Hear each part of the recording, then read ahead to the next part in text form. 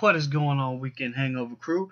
This is your boy Preach, bringing y'all another episode of what we like to call Couch Scout, where we break down an individual player. It doesn't have to necessarily be in the draft. Today's is Tytus Howard from Alabama State. He's 6'6", 3. I've seen a couple places say he's 310.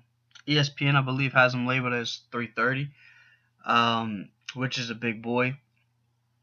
And I've also seen a couple different places people say that he is a very raw player, that he hasn't played a lot of football. I think that's complete BS.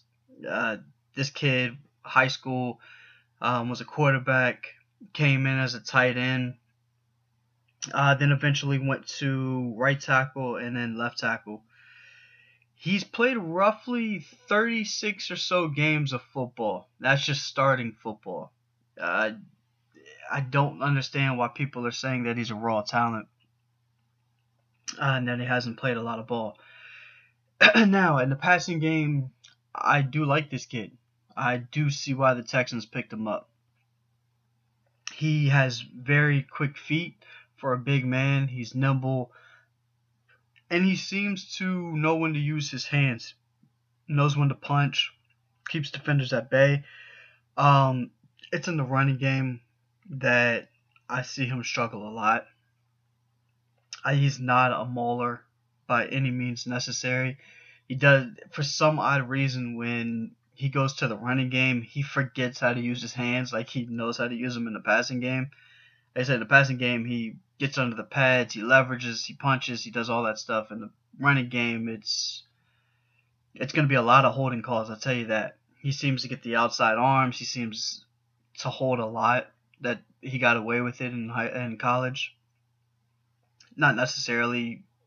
He's probably not going to get away with it in pros because it is pretty obvious. So I do think he needs to work on his hand placement in the running game. He has no drive whatsoever. He just raises his back too high. He seems to get pushed back. Now, he does have a ton of strength, so he doesn't always seem to just like get pushed back. He does seem to hold his ground. It just looks like kind of like a wall, but there's no drive forward. He doesn't get underneath the pads. He doesn't drive with it. He doesn't have his back lowered. Like I said, he tends to rise a little too much. But in Houston, I mean, they don't seem to run the ball too much anyways. It all seems to be based on Deshaun Watson. And that's what you need to protect. You need to protect Deshaun. And I think this kid can do it. Like I said, I think in the passing game, he is tremendous. I really do. I think he's a lot better than what a lot of people think. And he is very versatile.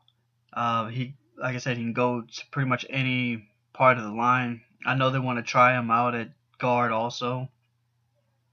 He seems like a kid that just wants to play ball. I've seen him in multiple interviews where he's even said, I believe it was in high school, that he went out and played defensive tackle on kick return, or not on kick returns, on a block field goal team, just so he could be out there. Just because somebody got hurt, he said, "Coach, I'll do it. Just tell me what I got to do." A kid like that, you just don't find everywhere. It shows he's a hard worker. It shows he just wants to play the game just because he loves the game. That seems like a kid that I would love on my roster. Like I said, not too much to complain about this kid besides the running game that he does need to work on. I believe that's something easy he could work on in the pros. They'll get him all fixed up. And he should be a pretty good tackle. If you like the episode, please like, comment, and subscribe. And until next time, see ya.